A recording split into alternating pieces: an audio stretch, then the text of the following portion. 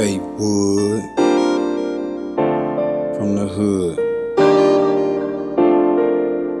Yeah. I saw.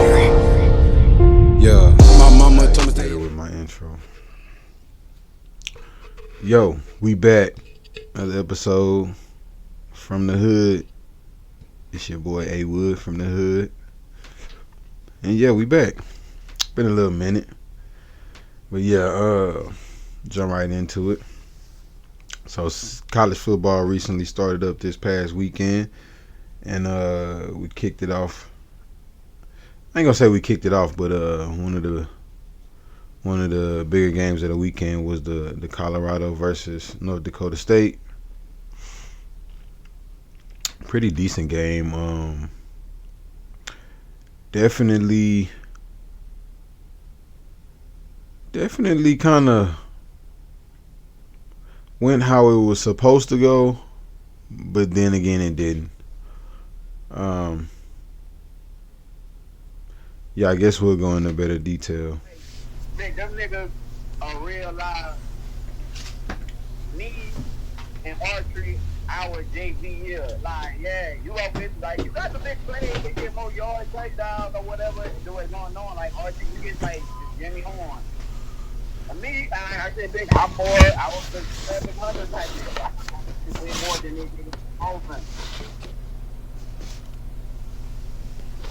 And like, but back in that situation, I'm like, bro, y'all can't be giving this man like that. Like, bro, that's why that would be causing team adversity. This shit. I think there's no reason that in the game, Craig talk both these niggas, both these niggas can't go up there and talk to y'all. Dang, it was like animosity like that. Like, I don't know when you start the game off, but I watched it, like, you know, to like they did the interview with the Scott Van Pelt did this shit. Oh yeah, but when Scott Van Pelt came on, I dipped. I was at I finished watching the game at my granny house, so I once I seen they won that goofy ass last play and shit. Once Scott Van Pelt got talking, I turned that shit off and left.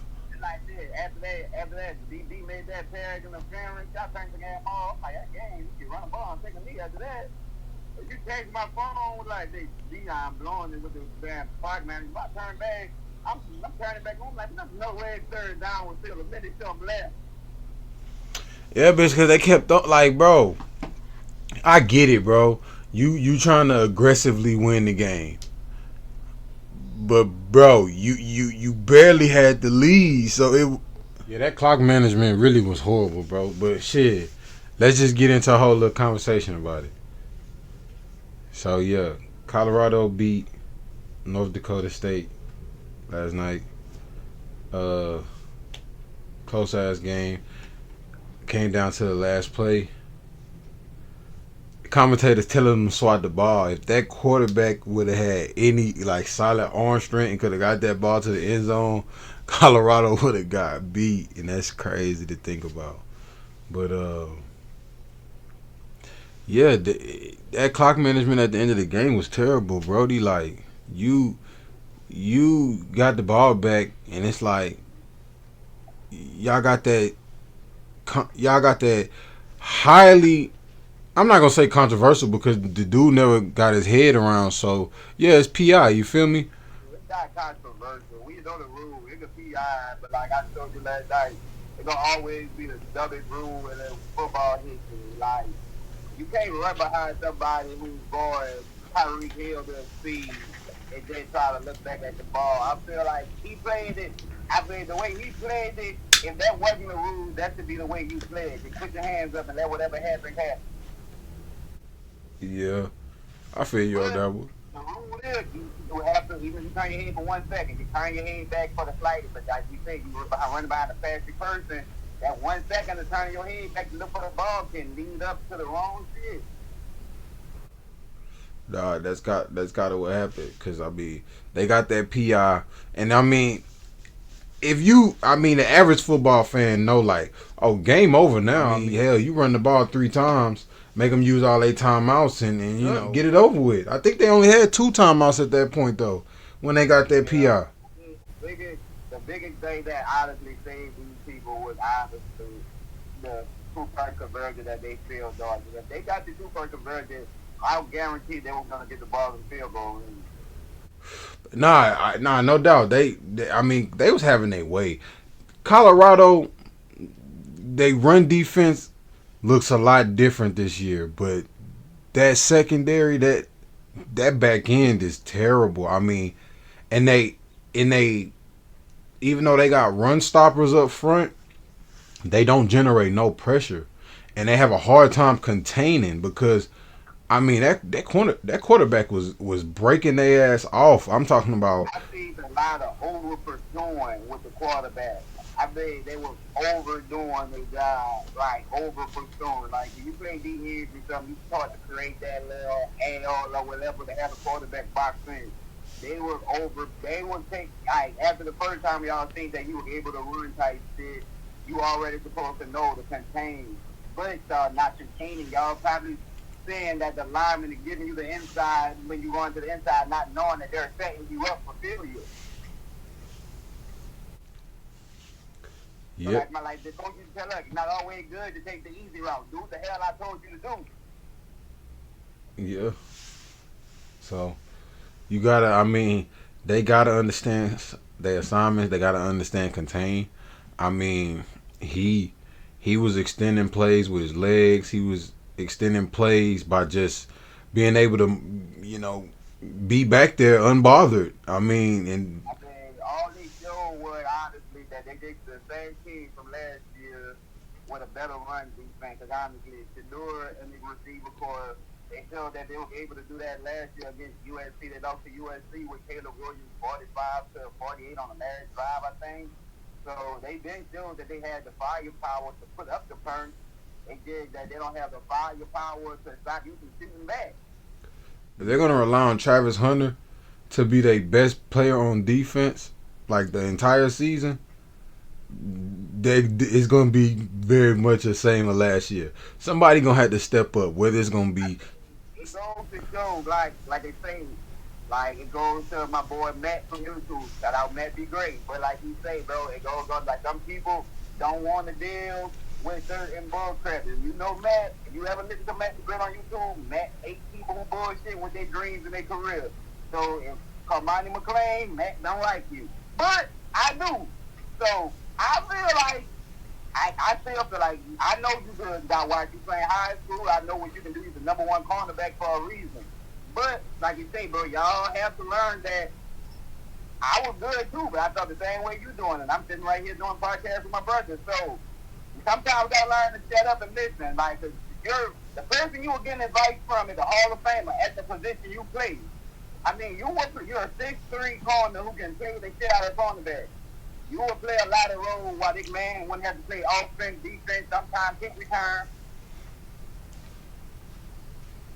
It goes back to Deion too. You could have been a better coach. Like you said, we don't know how Deion was coaching, but you could have did it better. You're not gonna. I mean, some people you let certain people walk off, but you're not gonna let the number one player in the country walk off. Yeah, I mean. No, especially not after 1 year. You're gonna get a couple of drafts. I mean, Tyrann Matthew ain't get put off at LSU. They hit third time smoking weed. We let them smoke weed. Feel like damn, we can't hold him back no more. His problem wasn't even nothing to where he was off the field doing issues like other people. I mean, everybody don't listen. Everybody, it's hard for a 17-year-old to adapt to a grown man lifestyle where I have to wake myself up to get the practice at 5 in the morning. I have to do this.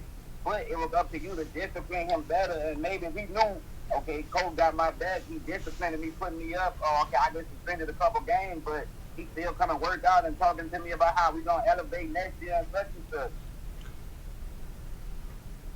I mean, but we're going to see next week. We're going to have a hard test next week because Nebraska has the number one player from last year as they starting quarterback.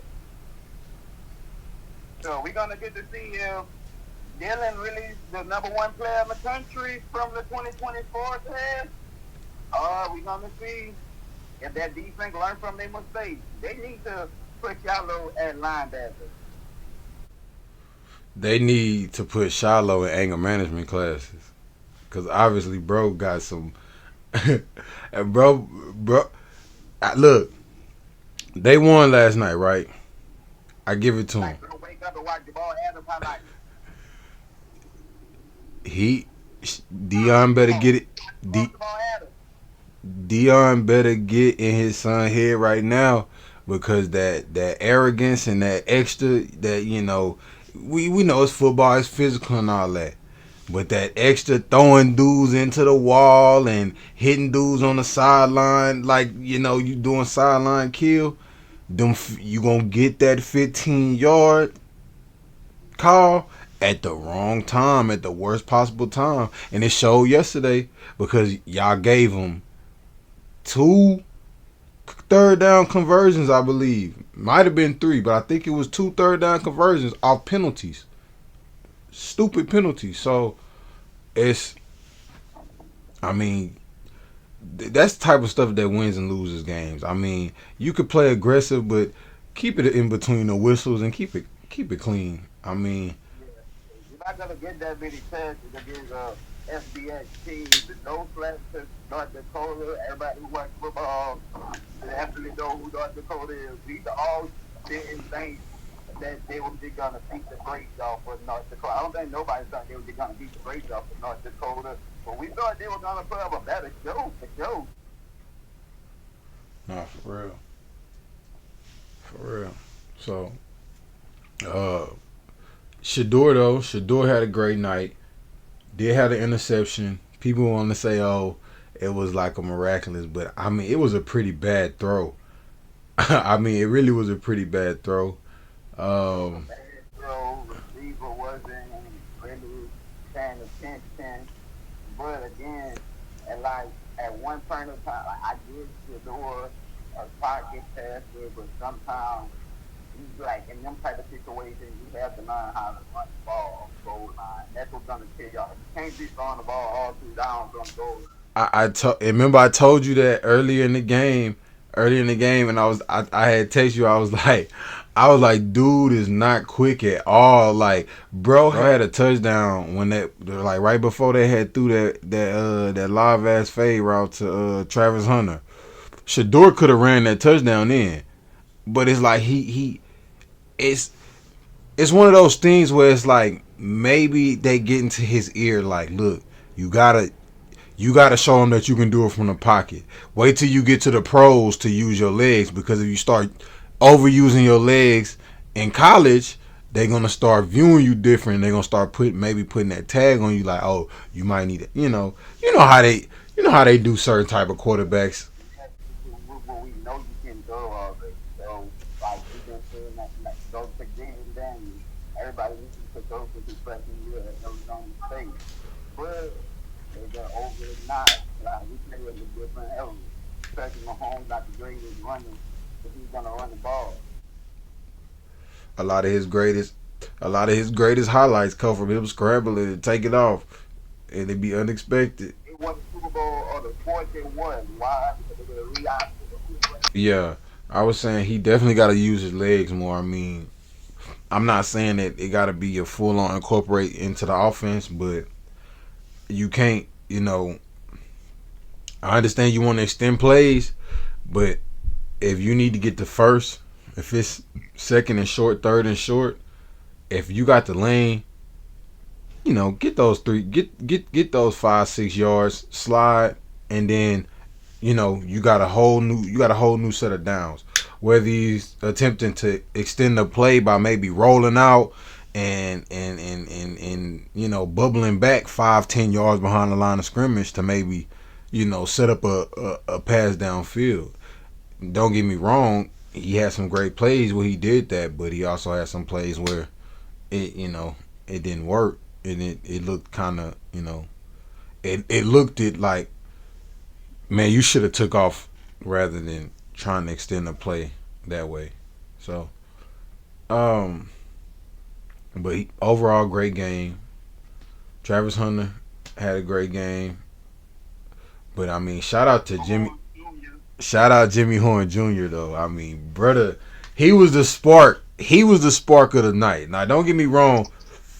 Everybody expected Travis Hunter to do what Travis Hunter did yesterday. Let's be honest. I mean, everybody, he may exceeded it by a little bit, but everybody expected him to do, be great last night. But Jimmy Horn Jr. came out and he really put himself on the map last night and let everybody know it's, you're not just gonna have to worry about Travis when you come. And shout out Lil Wester too. I can't, I'm gonna pop him up on the screen though. But shout out Wester though. He was putting in some work too for them boys. So I mean, they got some, they receiving core is pretty solid. I mean, and then that running back too. Damn, I can't think of his name, but number 44, bro was. I'm gonna pop him up on the screen too. But bro was nice too. Bro had some crucial carries and some crucial catches out the backfield. Yeah, they got. I mean, their offense is solid. I mean, their offensive line definitely looks, revamped. It didn't look like, Shadeur was really too under duress throughout the night. He did deliver some great throws, with a defender in his face and going to the ground. So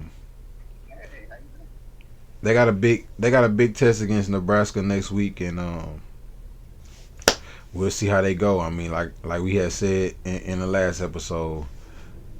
I mean, if they get to 500, that if they finish the season 500, it's cool. I would give them 5, but If they bowl eligible, if Colorado plays in the bowl, step up next week.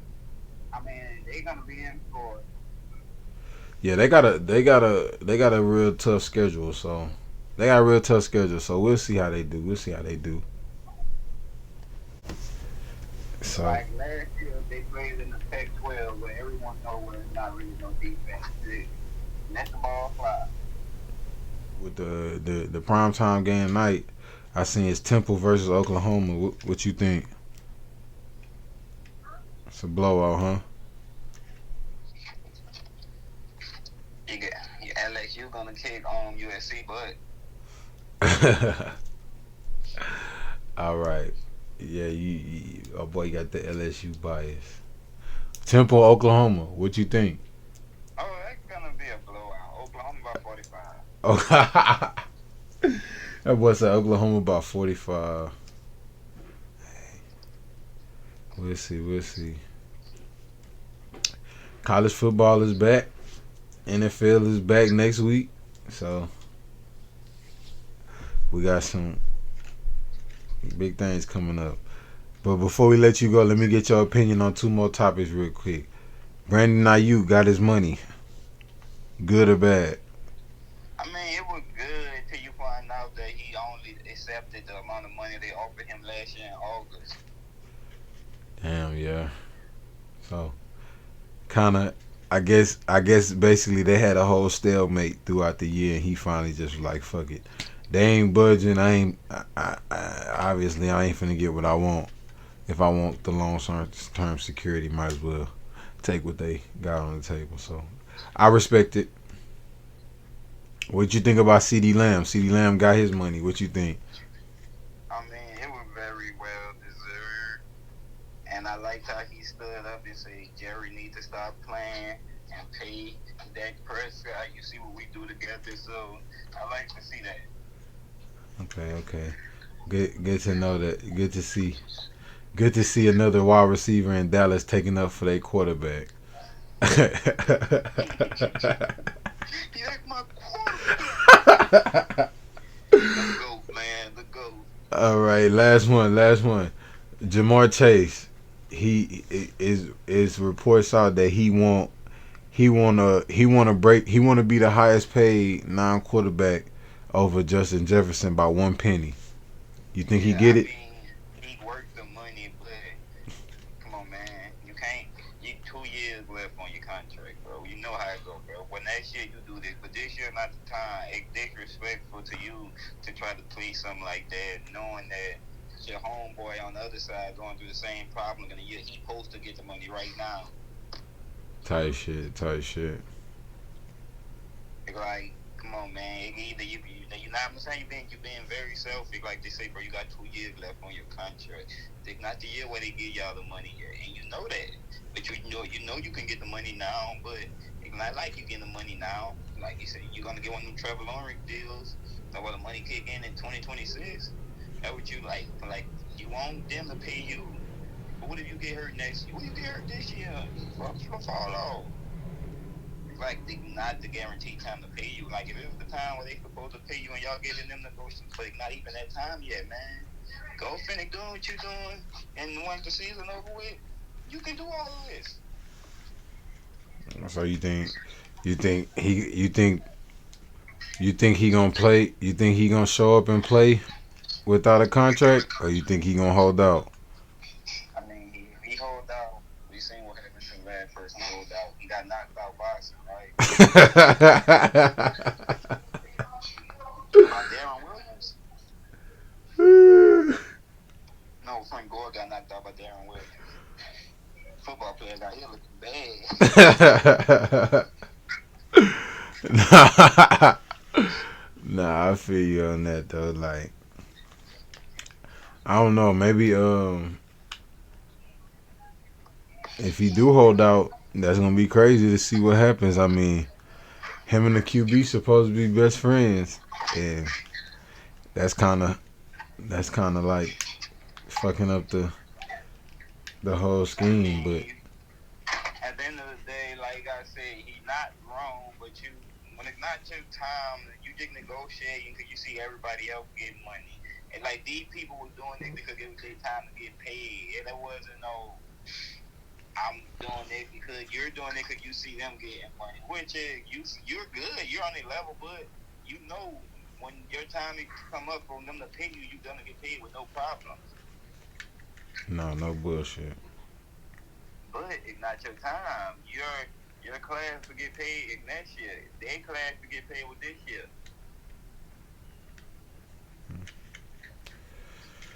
It's gonna be interesting to see, man. Week 1 of the NFL season is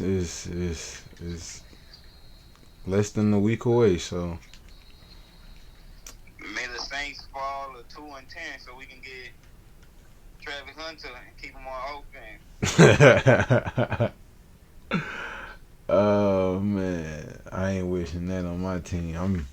I want 14-3, number 1 seed, home playoffs run through Houston.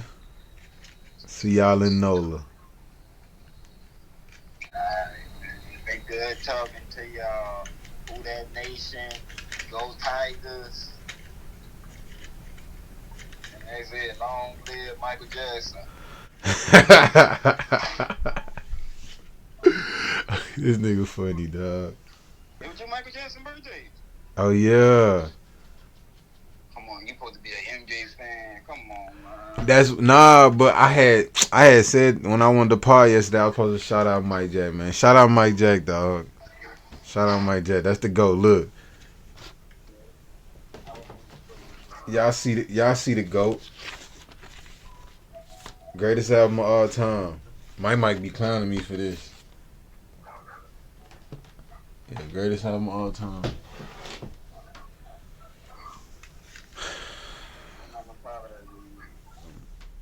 College football is back officially. Week 1 is in the books. Already into week 2. Looking to be a great college football season. Going into week 2, we got Georgia at number 1, Ohio State at number 2, Texas at number 3, Bama at 4, and Notre Dame at 5. And I guess if you want to go ahead and round out the top 10, you got Ole Miss at 6, Oregon at 7, Penn State at number 8, and Missouri at 9, and then you got Michigan at 10. So, I mean, very solid. The top 25 as a whole looks good and solid. With the 12-team playoff this year, it's gonna be wild. It's gonna be wild to see how the the playoffs play out. Maybe it plays out how it normally plays out, where the best team dominates and wins the national championship. Maybe one of the what happens if a 12th or a 7th seed gets hot and makes it to the natty. That'd be wild to see. You know, somebody like Arizona or Kansas State. That'd be crazy.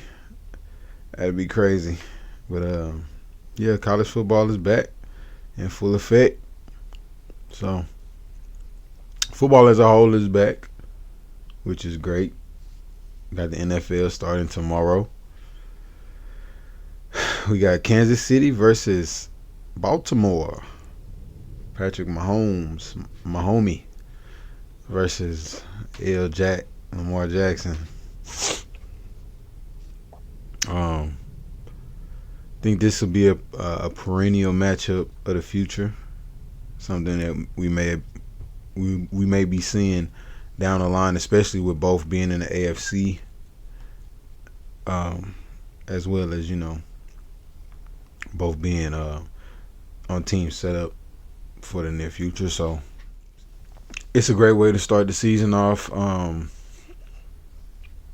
Two teams that are highly favored in the AFC. Should be a good game. I got Baltimore. I got Baltimore by 10. It may sound crazy, but yeah, I got Baltimore by 10. I think that run game. I really think Baltimore's run game is going to be next level elite, and combine that with them being able, to play action off of that. Mark Andrews back. Yeah, they're gonna be a force to be reckoned with. So yeah, I got the Ravens by 10. If I had to throw a score out there, I say 34-24. 34-24.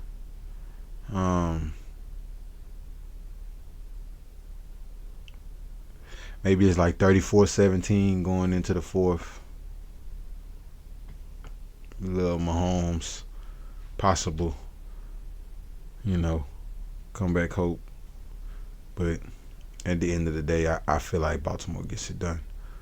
So yeah, I'll go ahead and get through the rest of my predictions for week 1 in the NFL, because I am a football junkie. So yeah, of course we got the Ravens and the Chiefs. I told you got the Ravens by 10. I got the Packers. I got the Packers winning by 3. You got the Saints beating the Panthers. I give them 2 possessions. I say 2 possessions. I won't give it a definite, but 2 possessions. Saints by 2 possessions. Vikings, Giants. I got the Giants winning this, and in a close game. Bengals, Patriots. Bengals win this definitely by 2 or more possessions. Steelers, Falcons.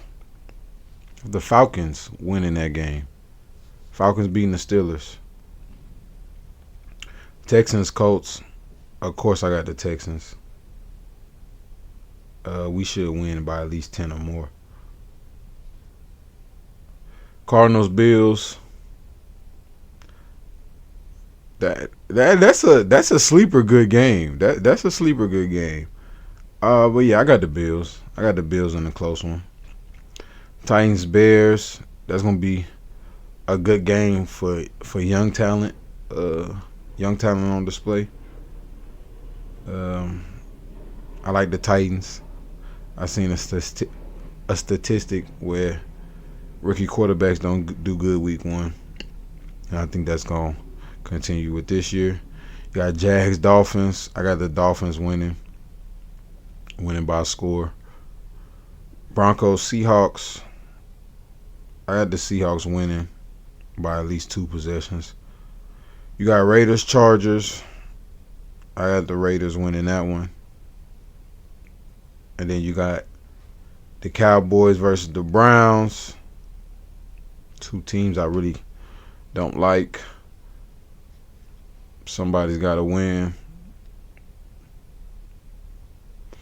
The Cowboys are going to lose. I got the Browns winning. Y'all thought I was finna root for the Cowboys? What? Y'all tripping. Commanders, Buccaneers. Even though I think Jaden Daniels puts on a great rookie performance that may rival, Cam or Marcus Mariota's rookie debut. But I think the Bucs get it done. You got Rams, Lions. That's a good game. I got the Lions winning. Then Monday night, you got the Jets and the 49ers. Of course, I got the 49ers winning. So, yeah, those are my week one predictions. I gave scores for a few, didn't get scores for a lot, but for the majority part, y'all know who I got winning. It's gonna be a great week one. There's some good matchups. That Friday game in Brazil though, it's crazy. The NFL is telling them don't leave their hotel, don't respond to no weird messages. That's crazy. What y'all think about the NFL playing a game? The NFL allowing the city to host a game, but setting all these restrictions and parameters for the players. It's just, I'm guessing it's a safety issue, of course. But if it's a safety issue, then that leads into the question of, well, how are they able to host a game? But hey, season's here, game's happening. Like I said, I had the Packers winning that one. Some people got their money since we was last on here. Some people got their money. CeeDee Lamb got his money. CeeDee Lamb got his money. Bumped him up to the second highest paid non-quarterback in the league. Congrats, CD.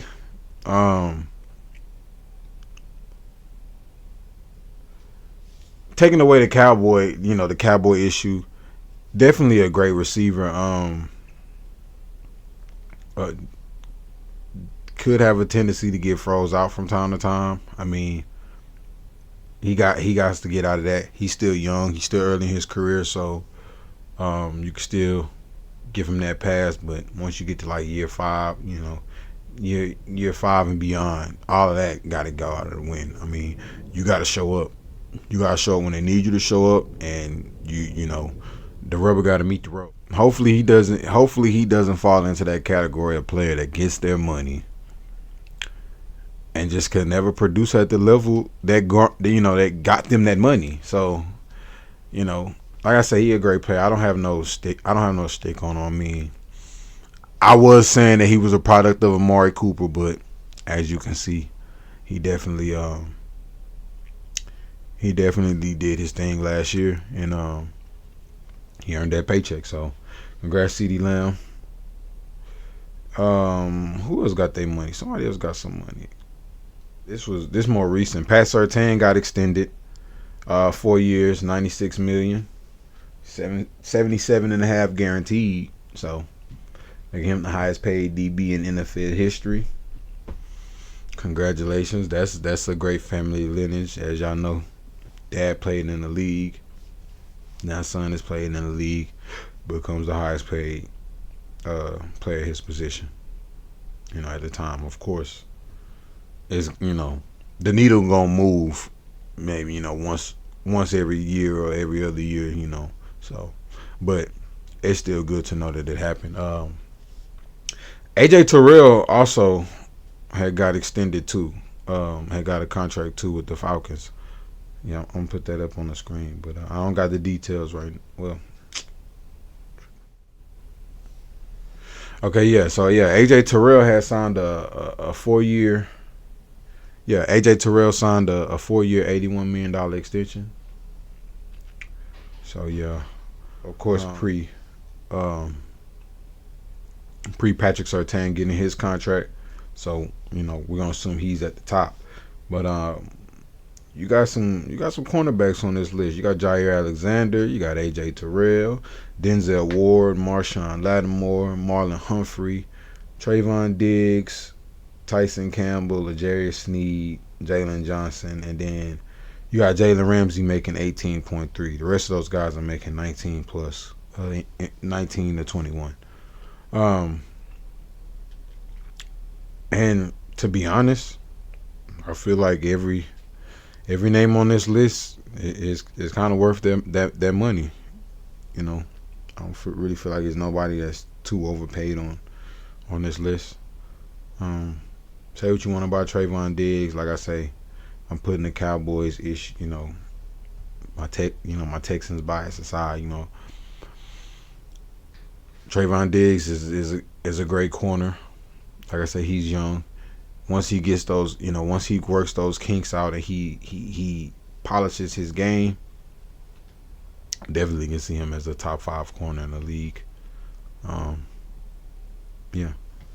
So hopefully he comes back good and healthy, and look forward to seeing the Diggs Bowl, Stephon versus Trayvon when we travel to Dallas to go play the Cowboys. So Bo Nix was named the starting quarterback for the Broncos. So you got the rookies that's showing out. They got some rookies that's gonna be starting this year. If I'm not mistaken, the rookies that's gonna be starting this year, Jaden Daniels is gonna start. Of course, Caleb Williams is gonna start. Drake May is backing up Jacoby Brissett. Of course, Michael Penix Jr. is backing up Kirk Cousins. Unfortunately, J.J. McCarthy got hurt. So, yeah, I think that's the. Oh yeah, and of course, Bo Nix is named the starter. So, yeah, so very unfortunate situation for J.J. McCarthy, being out for the season.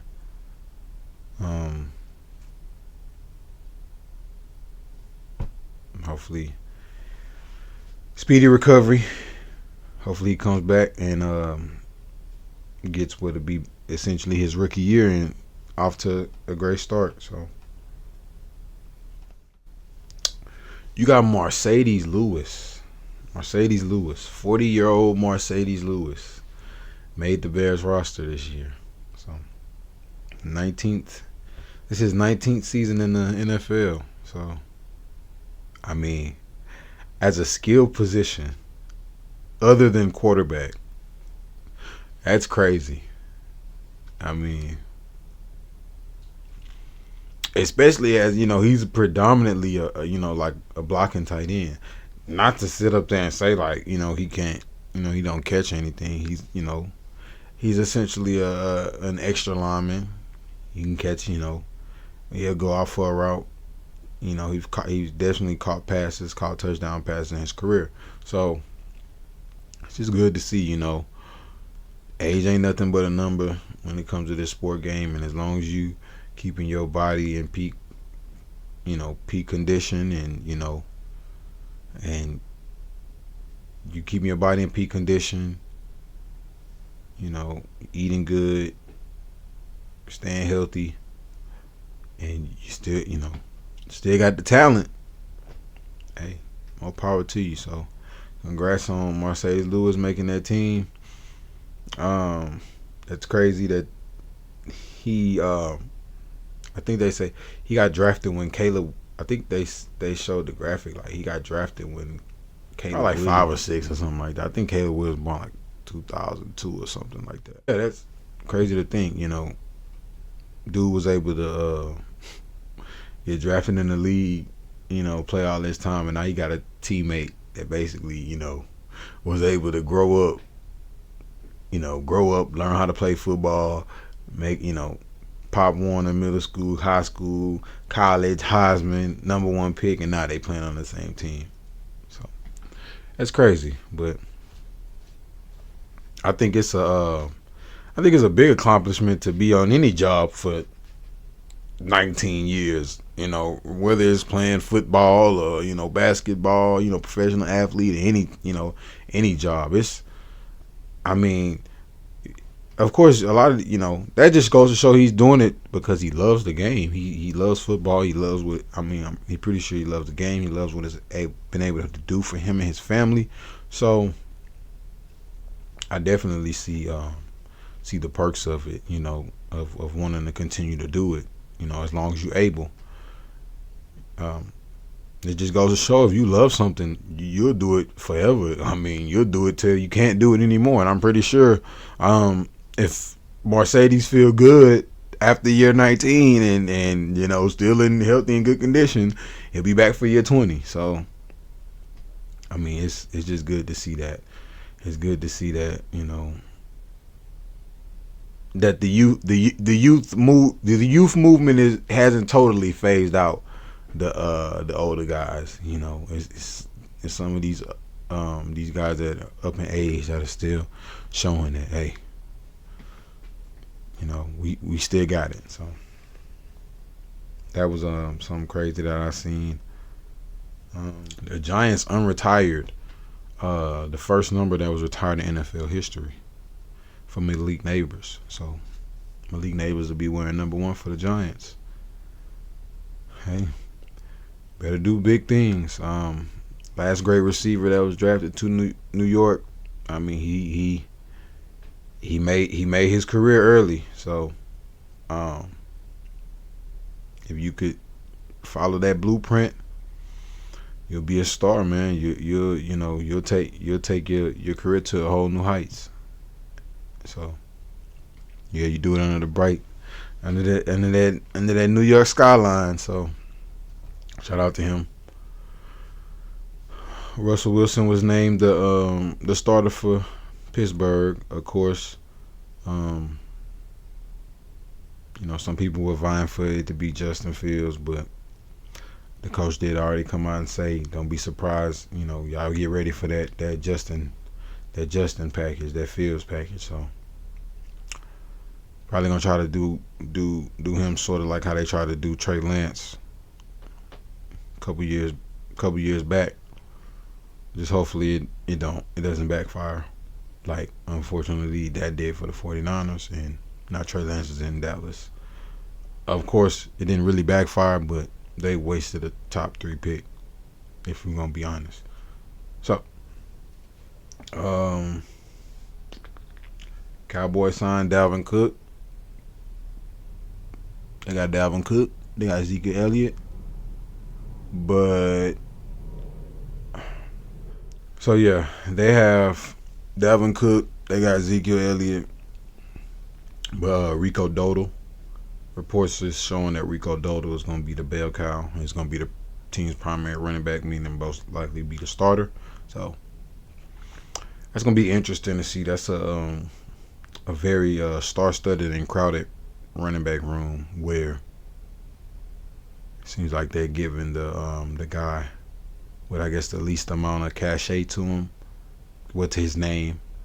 They're giving him the nod because obviously they're the organization. They know what they seen. They know who best serves fit them on game day. So we'll see how that turns out for the Cowboys.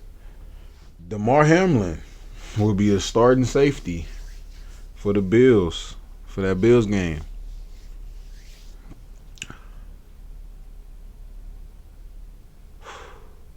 That's crazy, man, to think.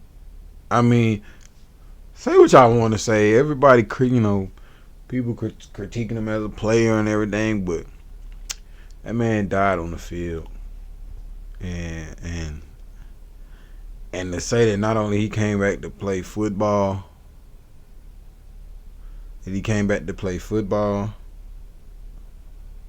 but now he's gonna be able to come. Now another season removed from from the that moment. He's gonna be a starter in the season opener, and he might could write his ticket and become an actual,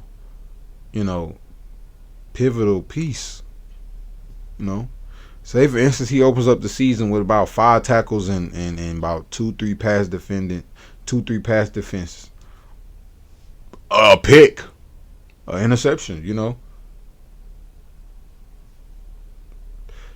These coaches like to ride the hot hand, and a lot of them are real superstitious. So why take out the dude that's hot? And let's try to either work them together, or it's a business decision. So we'll see how that work out. I'm not too high on people that's just trying to make it like it's a real, like maybe like a bad thing, or saying, oh, it got to be somebody else. Da da da da. He's a veteran. He's been on the team. He's been in all the meetings. So why not? If you got a guy that's injured or gonna be out for a couple weeks, you insert a vet that knows what he's doing. Probably got a point to prove, chip on the shoulder, and who knows, you might get an all-pro season out of a guy that a lot of people wrote off. So shout out to Damar Hamlin. I'm rooting for you. Good to see. Anxious to see what you're gonna do this Sunday against the Cardinals. Kyler Murray got all that money. He got all that confidence too. So he might be slinging that pill. So you might have an opportunity to get you one. Like I say, you show up big for them in game 1. Then it's a week-to-week thing. You keep showing up, and who knows? It's football, baby. To kind of round out, a few in NFL.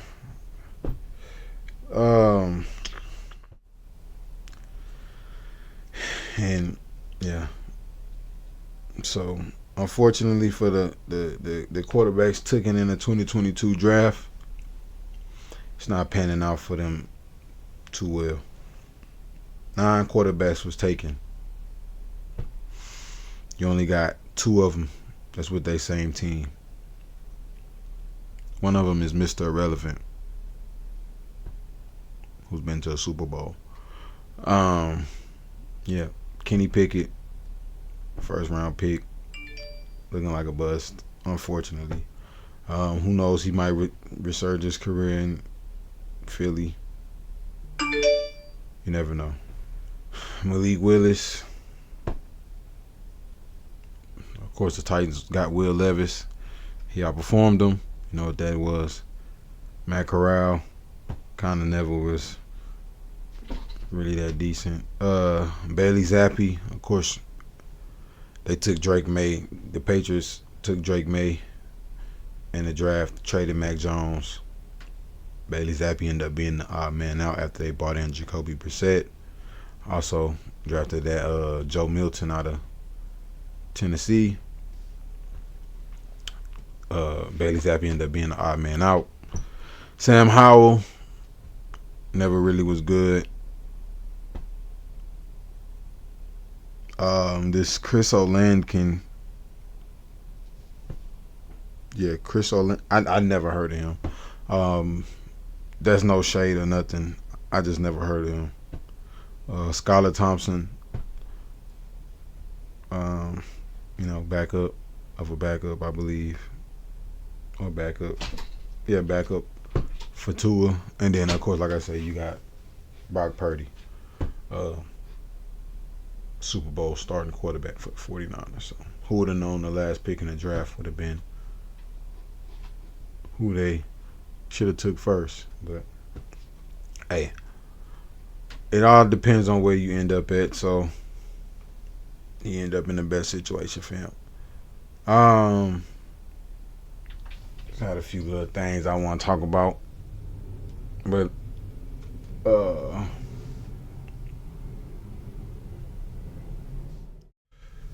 things going on right now in the world. You got astronauts stuck in space. They're supposed to be stuck in the space. Got astronauts stuck in space. They're supposed to be in space for 8 days, and turns out they're gonna be there for about 8 months. Scheduled to return home in February of 2025. So they left in June. They're only supposed to be gone for 8 days. A lot of the blame is being placed on the manufacturer of the spacecraft, Boeing, and their inability and ineffectiveness to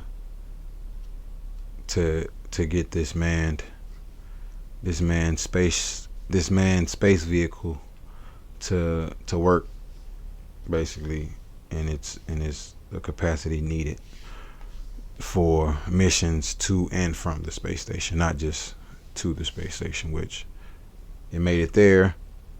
The NASA made the final ruling last week, I think, like middle of last week.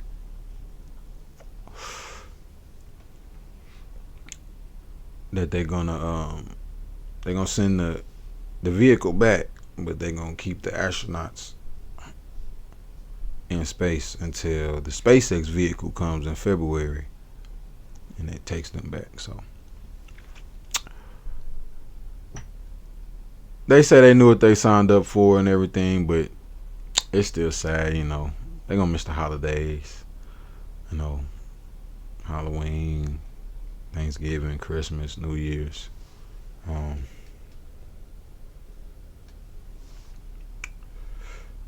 And it just shows. I mean, these large companies, man, when they care more about the bottom line than the product, at some point it's gonna show. At some point, it's gonna bite them. It's gonna bite them in the rear end. So, they've been getting a lot of bad press recently. I don't know too much about it. I watched a couple YouTube videos about it and everything. But for the most part, just wish them safe travels back to Earth whenever they're scheduled to return, and hopefully everything goes well while they're up there, and prayers up to their families and everything. I just feel like it's about time that people in like positions of authority, basically, like I'm saying, like managers and bosses and all that, they gotta really take a chill pill and really learn to reevaluate their skills and their their people skills and their communication skills, because I feel like a lot of companies lose a lot of great employees, great partners, because they have people in a position of power that just lose their mind with control, lose their mind with the thought of, not only do they get to tell people what to do, but they kind of hold people's lives in their hand, so to speak.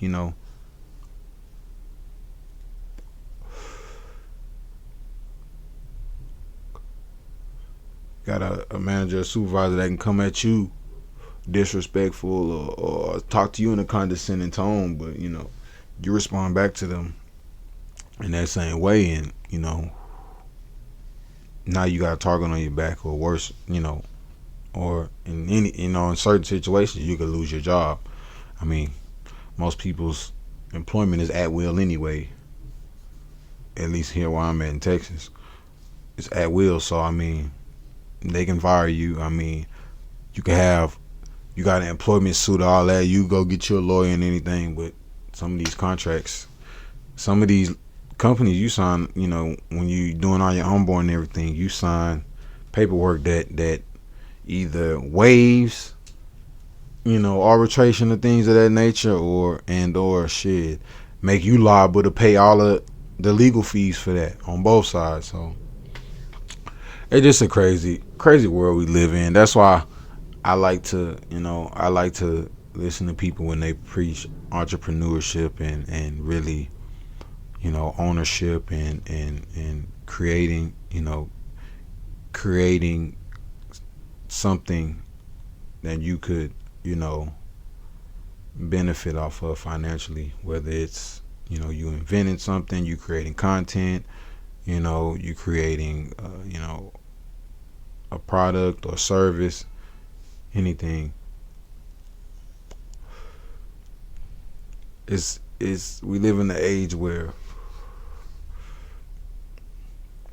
I mean, it's we work for people who make more money than us, got better perks than us, but it's like they hate their lives. So they shit on you because they can, they talk to you any type of way. They try to embarrass you, they try to belittle you, and they be condescending, and it's like, it makes you, in my case, it be making me feel like, God damn, how fucking bad I need this job, because I don't be liking to take it, but, got a family to provide for, got a kid, newborn, so you gotta take some things on the chin. But that's why I'm trying to get myself into a position to be in business for myself. Only people I want to answer to is the IRS, because I'm having to pay taxes on a large amount of income. Other than that, I want to be able to write my own ticket. I want to be able to make my own decisions. I want to be able to negotiate for my wealth. I want to be able to be a good businessman and like I say, set my son up so, in 5-10 years, when he starts to get into that cognitive age of wanting things and knowing about things and seeing other kids with things and stuff, I never want my kid to seem left out. So I'm gonna take this shit for him, because he ain't asked to be here and he deserves the world. So, and that's the story for a lot of us, a lot of us working class folks that just want to go to work, do a job, come home, and not have to deal with any added stress. People deal with stress at home and, in their personal lives. Nobody want to go to work and have to deal with, on top of having to deal, having to work a physically demanding job. Nobody wants to deal with, verbal abuse, smart remarks, condescending, all of that, when you just trying to do your job. Speaking of, I'm speaking like this because I'm speaking from personal experience. It sucks when, you feel like you're just a person that shows up and does your job, and you get singled out, and people point out that, hey man, they kind of hard on you, they kind of rough on you. What you did to them? Nothing. I just exist. I just show up to work. I just do my job as I'm told. I work as directed, as the saying goes, at my place of employment. So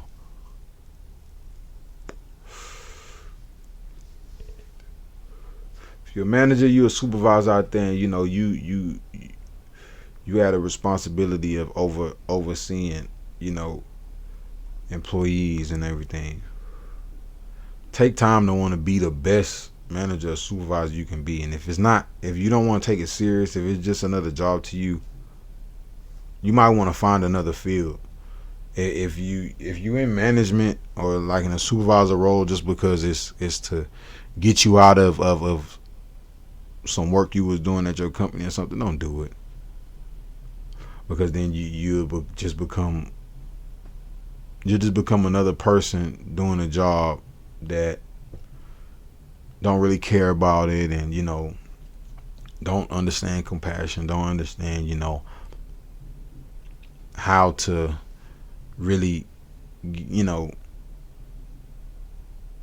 be a great manager, a great supervisor. Being a great leader doesn't mean ruling by fear and ruling by fear and disrespect and I keep saying it, but being condescending. It doesn't. That's not the traits of a great leader. I mean, you'll be a leader, but who's gonna follow you? Only people that's scared of you. Only people that's doing it because they fear the consequences. I mean, shit. I wouldn't want nobody following me for those reasons. I won't. I like respect. I like. I'm not saying I want to be liked, but I don't want to be disliked to a certain extent to where it's like people hate me. I used to be a supervisor at a shoe store, and I mean, you could ask anybody who worked for me. I was probably the coolest manager they ever worked with because I understand people, especially the type of person I am. I had flaws, I had issues, and I wasn't gonna expect my employee. I was gonna lead by example. So if I'm fucking up, I can't get mad at my employees for fucking up. I have to get better. I have to show them better. And when I'm showing them better, that's when I can get on their ass.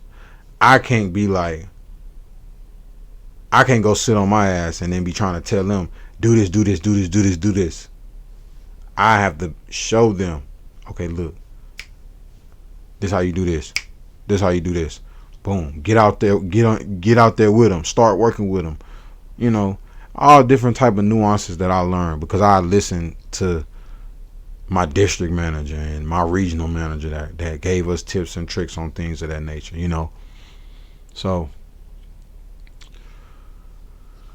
it's just a harsh world we live in sometimes. So I mean, entrepreneurship is the way to go.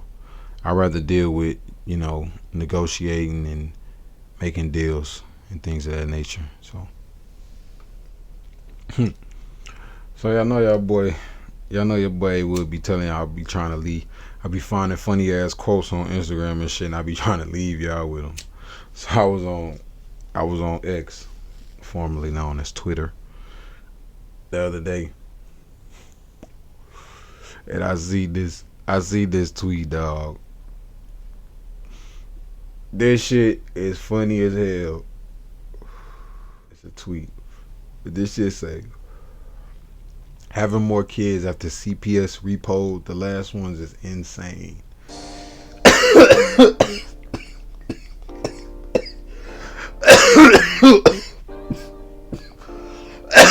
Oh my goodness. Man, I'm A Wood from the hood.